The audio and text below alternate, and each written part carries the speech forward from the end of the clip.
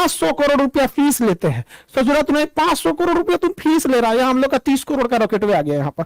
और ये महज 3 स्टेज का है और एक वेलोसिटी टर्मिनल मॉड्यूल है, यानी टोटल 4 स्टेज का है। सबसे बड़ा स्टेज जो है पहला स्टेज है, पहला स्टेज है सबसे बड़ा। तो ध्यान से समझते हैं इसके बारे में और डिटेल से। पहला स्टेज बहुत बड़ा है और पहले स्टेज जो है वो 94 सेकंड तक चला। उसके बाद पहला स्टेज जो है वो इसको खोल के गिरा दिया जाता है, सेपरेट कर दिया जाता है। जैसे खोल के गिराते हैं रॉकेट हो जाता है हल्का और बहुत तेज भागने लगता है।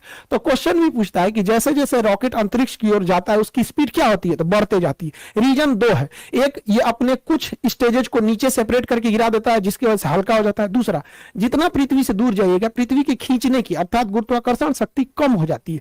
तो एक तो शक्ति कम हो गई, दूसरा भार कम हो गया, इस वजह से तेज भागता है। दूसरा स्टेज जो था वो 113 सेकंड तक चला था। तीसरा स्टेज जो था वो 106 सेकंड तक चला था। यहां तक में कोई प्रॉब्लम आई थी चौथे स्टेज में। अब यहां थोड़ा ध्यान से समझिएगा, ये तीनों स्टेज में ना सॉलिड ईंधन का प्रयोग किया जाता है। जैसे दीपावली के रॉकेट में जो ईंधन भरा जाता है ना, बारूद, सॉलिड इंजन होता, सॉलिड होता है, वो एकदम ठोस होता है, बारूद भर दिया जाता है। वैसे इसमें सॉलिड फ्यूल का यूज किया था, यानी बारूद भरा गया था। इसमें एक बार आग पकड़ लिया ना तो आपके कंट्रोल में नहीं रहेगा, ना ही आप इसे स्टॉप कर सकते हैं। तो सॉलिड इंजन की एक खराबी, पावर तो तगड़ा देते हैं सब, लेकिन इन्हें आप कंट्रोल नहीं कर सकते। तो इसरो कितना दिमाग लगाया, जब सीधे ऊपर भेजना था तो लगा दिया तीनों में सॉलिड इंजन। और ये सॉलिड इंजन जो होता है इसमें जो सॉलिड फ्यूल यूज किया जाता है HTPB, ये फुल फॉर्म एग्जाम में पूछता है, HTPB हाइड्रोक्सिल टर्मिनेटेड पॉलीब्यूटेराइन, ये इसमें यूज होता है HTPB ईंधन के रूप में। इसे कंट्रोल नहीं किया जा सकता। तो ये तो चौथा, अब लास्ट स्टेज एकदम छोटा सा था, एकदम छोटा सा था, उसे महज 20 सेकंड के लिए बनाया गया था चौथे स्टेज को। उसका नाम होता है velocity trimming module, VTM, velocity trimming module. यहीं से गड़बड़ चालू हो गया। इस ससुरा को चलना था चौथा स्टेज को 20 सेकंड के लिए, चला 21 सेकंड के लिए।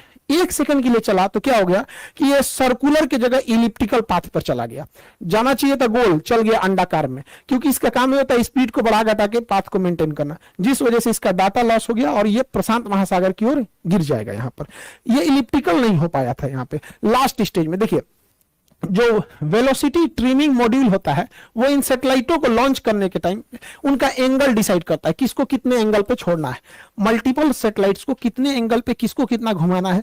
यहीं पर डाटा लॉस हो गया। ये सारा चीज अपने समय सही से चल रहा था, यहाँ पे क्या हो गया, डाटा लॉस हो गया। 20 सेकंड की जगह पे 1 ही सेकंड फायर हुआ। इसका मतलब पूरा रॉकेट सही है, कोई दिक्कत नहीं है, बस ये ट्रिमिंग मॉड्यूल में दिक्कत है, एंगल गड़बड़ा दिया था।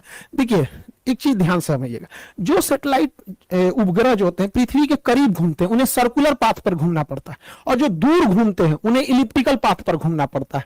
तो गलती से इसे जाना चाहिए था सर्कुलर पे, चल गया इलिप्टिकल पे, जिस वजह से ये क्या हो गया, गड़बड़ हो गया अपने ट्रिमिंग फेज में। इसलिए देखेंगे लास्ट फेज में बस ये 20 सेकंड के लिए यही बच गया था, जिस वजह से ये फेल कर गया था। हालांकि लेकिन कोई बात नहीं, हम लोग अगली बार फिर तैयार करेंगे। पहला लॉन्च जो था वो तो PSLV का भी फेल हो गया था, पहला लॉन्च GSLV का भी फेल हो गया था। सचिन तेंदुलकर भी अपने पहले मैच में कहा कोई अच्छा परफॉर्म कर पाए थे, लेकिन ऐसा तो नहीं है कि आगे नहीं किए थे, बेहतरीन काम किया था इस सैटेलाइट ने, बट लास्ट में थोड़ी सी सेंसर खराबी की वजह से ये गड़बड़ हो गया था ट्रिमिंग के समय में। हालांकि इस रॉकेट ने बहुत ही बेहतरीन ढंग से कार्बन लाइन को पार कर गया था।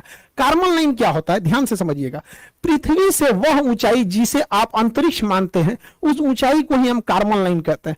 कार्बन लाइन के नीचे अंतरिक्ष, कार्बन लाइन के नीचे वायुमंडल यानी पृथ्वी, और इसके ऊपर अंतरिक्ष हो जाता है। इसे वैज्ञानिक कार्बन ने दिया था, उन्होंने कहा था कि यह 100 किलोमीटर है, लेकिन अभी इसे अप्रोक्स 80 से 83 किलोमीटर माना जाता है।